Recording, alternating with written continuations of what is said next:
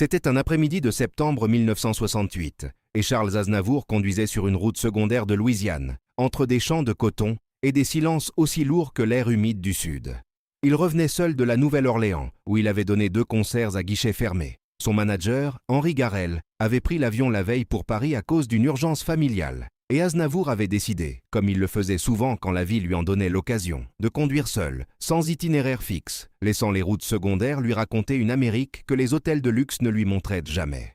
Il avait 44 ans. Ses chansons traversaient les frontières, les langues, les classes sociales. À Paris, on l'appelait le génie. À New York, les journalistes écrivaient qu'il était la voix de l'âme humaine. Mais ici, sur cette route sans nom, entre 2 villages dont il ignorait l'existence, Charles Aznavour n'était qu'un petit homme aux yeux sombres au volant d'une Ford de location, regardant défiler un paysage qui semblait appartenir à un autre siècle. C'est alors qu'il vit le restaurant. Une bâtisse en bois peinte en rouge sombre, avec une véranda où 2 ventilateurs oscillaient paresseusement. Une enseigne en bois sculpté portait le nom « Chez Madeleine », et en dessous, sur un panneau plus petit accroché à la porte, des lettres peintes à la main en blanc sur fond noir, réservées à la clientèle de couleur. Aznavour ralentit. Il s'arrêta complètement sur le bas-côté, le moteur ronronnant doucement. Il contempla l'enseigne pendant un long moment, la tête légèrement inclinée, comme lorsqu'il écoutait une mélodie nouvelle pour la première fois, cherchant à en comprendre la structure avant d'en ressentir l'émotion. Il avait vu des panneaux semblables depuis qu'il sillonnait l'Amérique. Il avait vu des fontaines séparées, des entrées séparées, des autobus divisés en zones invisibles mais absolues. Chaque fois, quelque chose en lui se contractait, quelque chose de très ancien et de très personnel. Charles Aznavour était arménien. Ses parents avaient fui le génocide, portant sur leurs épaules la mémoire d'un peuple qu'on avait voulu effacer. Il connaissait, avec une précision viscérale, ce que signifiait se voir dire que votre existence était une gêne pour les autres. Il coupa le moteur. Ce n'était pas une décision calculée. Ce n'était pas un geste politique. C'était simplement l'instinct d'un homme qui, toute sa vie, avait suivi ses émotions jusque dans leurs recoins les plus inconfortables. Et en ce moment, quelque chose lui disait que derrière cette porte se trouvait une histoire qu'il devait entendre. Il descendit de voiture. La chaleur l'accueillit comme un mur. Les cigales chantaient avec une intensité presque comique. Aznavour ajusta sa veste, non par coquetterie, mais par habitude. La même habitude qui le faisait toujours vérifier son apparence avant de monter sur scène. Il s'approcha de la porte, lut le panneau une 2e fois et l'ouvrit. L'intérieur était frais, ou du moins plus frais que dehors. L'odeur l'accueillit en premier.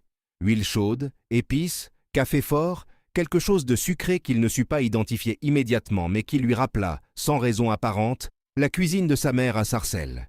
Il y avait une dizaine de tables recouvertes de nappes en plastique à carreaux rouges et blancs. Presque toutes étaient occupées, des hommes et des femmes noirs, des familles, des travailleurs en habits de semaine. Un groupe de jeunes gens qui riaient autour d'un plat partagé. Une radio quelque part diffusait du rhythm and blues à faible volume. Toutes les conversations s'arrêtèrent. Les regards convergèrent vers lui avec une expression que Aznavour reconnut immédiatement. Pas de la haine, mais de la méfiance légitime. La méfiance de gens qui ont appris, à leurs dépens, que la présence d'un étranger dans leur espace pouvait annoncer des complications. Derrière le comptoir, une femme d'une 50aine d'années le regardait avec des yeux qui pesaient et calculaient en même temps. Elle était grande, portait un tablier blanc sur une robe bleue, et ses cheveux gris étaient rassemblés en un chignon serré. Son nom, Aznavour l'apprendrait quelques minutes plus tard, était Madeleine Tureau. Elle était la fondatrice, la cuisinière, la caissière et l'âme de cet endroit. « Monsieur », dit-elle en anglais, avec un accent du Sud qui transformait le mot en quelque chose de plus complexe qu'une simple salutation. « Je crois que vous avez mal lu le panneau à l'entrée. » Aznavour fit quelques pas vers le comptoir. Il ne se pressa pas. Il avait cette façon de se déplacer sur scène, et apparemment aussi dans la vie, comme si chaque mouvement méritait d'être habité complètement. « Je l'ai lu », répondit-il en anglais, avec cet accent français qu'il n'avait jamais cherché à corriger et qui, dans les salles de concert, faisait partie de son charme. « Je l'ai lu 2 fois, et je suis entré quand même, parce que j'espère que vous accepterez de m'expliquer pourquoi il est là. » Un murmure parcourut la salle. Madeleine ne bougea pas d'1 centimètre. « Ce panneau est là parce que c'est ma maison, » dit-elle, et sa voix ne tremblait pas. « Et dans ma maison, j'ai le droit de décider qui entre et qui n'entre pas. Ce n'est pas de la haine, monsieur, c'est de la survie. » Aznavour hocha la tête lentement. Il tira une chaise d'une table proche et, sans s'asseoir encore, posa la main sur son dossier. « Puis-je » demanda-t-il, regardant Madeleine dans les yeux. Elle l'examina pendant un long moment. Puis, avec un geste bref de la tête qui n'était pas exactement une invitation mais pas non plus un refus, Elle lui signifia qu'elle ne l'empêcherait pas de s'asseoir. Il s'assit. Un jeune homme à la table voisine chuchota quelque chose à son compagnon. Une femme âgée, au fond de la salle, continuait de manger sans regarder l'intrus, comme si ignorer la situation était la forme de dignité qu'elle avait choisie ce soir-là. « Je m'appelle Charles Aznavour », dit-il, pas avec la fatuité d'une célébrité annonçant son titre, mais avec la simplicité d'un homme qui offre son nom comme premier geste de bonne foi. Madeleine fronça légèrement les sourcils. Le jeune homme à la table voisine se pencha en avant. « Le chanteur ?» dit-il, incrédule.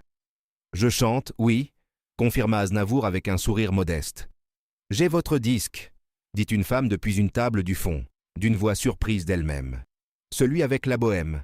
Ma fille me l'a offert. »« Alors votre fille a bon goût », répondit Aznavour en se tournant vers elle avec une attention totale, comme si elle était la seule personne dans la pièce. Madeleine, toujours derrière son comptoir, croisa les bras. « Le fait que vous fassiez des disques ne change pas ce que j'ai dit, monsieur Aznavour. Ce panneau n'est pas là par caprice. »« Je sais, » dit-il, « et je ne suis pas venu pour le contester. Je suis venu parce que j'ai faim, et parce que, quand j'ai une décision difficile à prendre, je préfère la prendre après avoir mangé quelque chose de chaud. » Il marqua une pause. « Mais surtout, je suis venu parce que ce panneau m'a rappelé quelque chose que je porte depuis l'enfance, et que j'essaie de ne jamais oublier. » Madeleine ne dit rien, mais quelque chose dans ses épaules changea imperceptiblement. « Mes parents sont arméniens, » continua Aznavour, sa voix prenant cette qualité particulière qu'elle avait quand il parlait de choses vraies. Ils ont fui un pays qui avait décidé qu'ils n'avaient non ni pas le droit d'exister. Pas le droit de manger à certaines tables, pas le droit d'occuper certains espaces. On leur a dit que leur présence était une offense. Il regarda ses mains sur la table. « Je suis né à Paris. J'ai grandi dans un quartier pauvre. J'ai vendu des journaux dans la rue à 8 ans pour aider ma famille. Et depuis que je voyage en Amérique, depuis que je vois ce que je vois sur ces routes, je ne peux pas faire semblant de ne pas reconnaître quelque chose que je connais de très près. » La salle était silencieuse. Pas le silence gêné du début, mais un silence différent, plus attentif. « Ce que vous connaissez de très près, » dit Madeleine avec une voix qui portait le poids de quelque chose de non dit, « c'est d'avoir souffert. Mais souffrir d'une injustice ne vous donne pas automatiquement le droit d'entrer dans la maison de quelqu'un d'autre. »« Non, » admit Aznavour sans hésiter. « Vous avez tout à fait raison. C'est pourquoi je vous ai demandé la permission. » Un silence.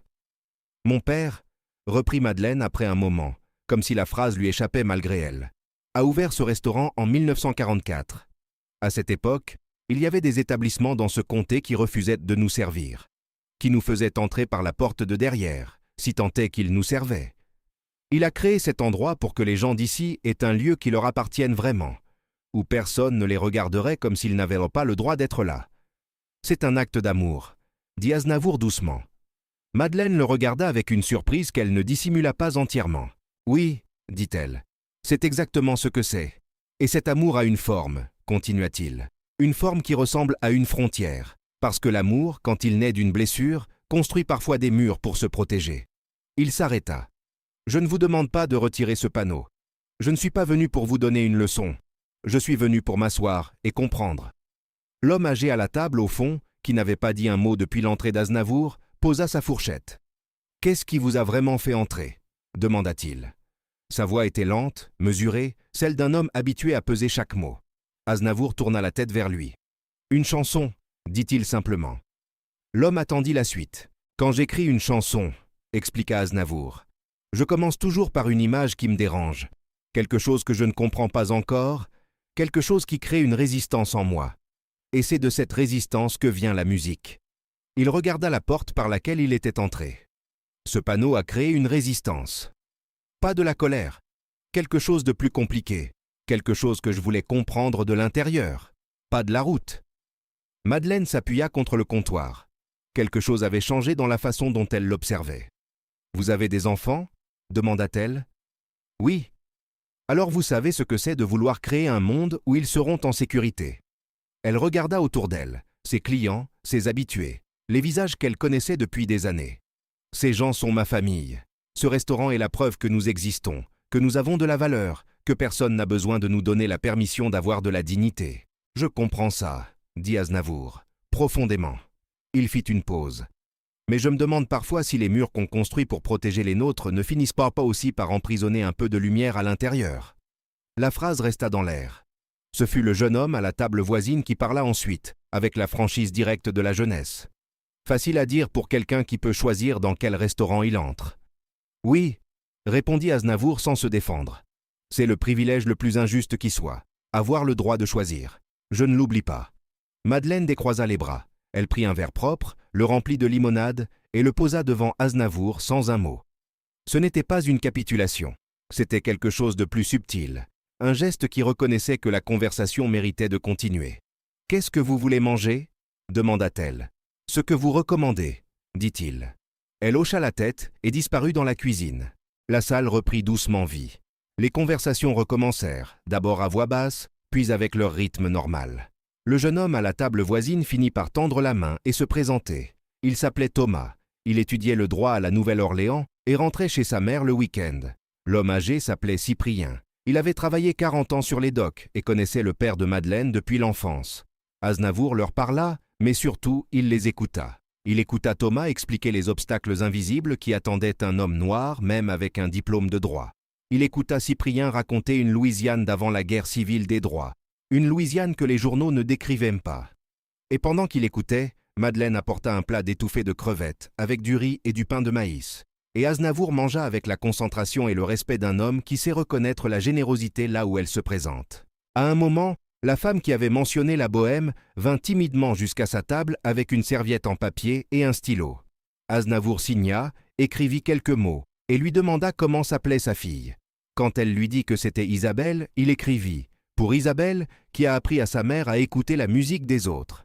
Avec affection, Charles. » Quand vint le moment de partir, Aznavour demanda l'addition.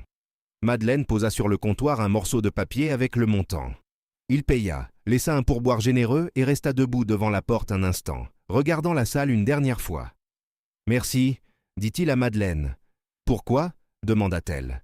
« Pour ne pas m'avoir mis dehors immédiatement. » Il sourit. « Et pour les crevettes, c'était la meilleure chose que j'ai mangée depuis que je suis arrivé en Amérique. » Madeleine ne sourit pas encore, mais quelque chose dans ses yeux se déplaça, comme une lumière qui cherche une fenêtre. « Revenez quand vous repassez par ici, » dit-elle. « La prochaine fois, j'essaierai le poulet. » Aznavour hocha la tête et sortit dans la chaleur dorée de la fin d'après-midi.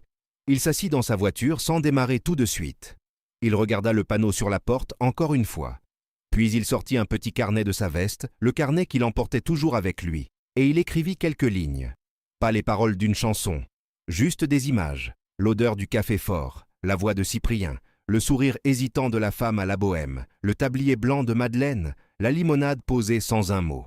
Il démarra et reprit la route. 3 semaines plus tard, de retour à Paris, il commença à travailler sur une chanson nouvelle.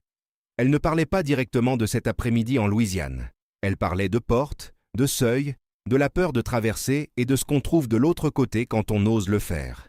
Elle s'appelait, dans sa première version manuscrite, simplement « La Porte Rouge ». La chanson ne fut jamais enregistrée sous ce titre. Mais ceux qui connaissaient bien Aznavour disaient que quelque chose avait changé dans sa façon d'écrire, après l'automne 1968. Une profondeur supplémentaire. Une façon de traiter la dignité humaine non plus comme un thème, mais comme une évidence physique, comme quelque chose qu'il avait tenu dans ses mains un soir de septembre dans un restaurant de Louisiane, le temps d'un plat de crevettes et d'une limonade offerte sans un mot. Chez Madeleine ferma ses portes en 1987, quand Madeleine Thureau prit sa retraite. Sa fille transforma l'espace en salon de coiffure, puis en épicerie fine. Mais les habitués de l'ancien restaurant, quand ils se retrouvaient et que le sujet venait sur la table, parlaient parfois de ce soir de 1968, où un petit homme à l'accent français était entré sans y être invité, avait mangé en silence, avait écouté, et était reparti sans essayer de changer quoi que ce soit, sauf peut-être, sans le vouloir, quelque chose d'imperceptible dans l'air de la salle. Madeleine, dit-on, retira le panneau de la porte l'année suivante, non pas à cause d'Aznavour, mais peut-être, en partie, grâce à lui.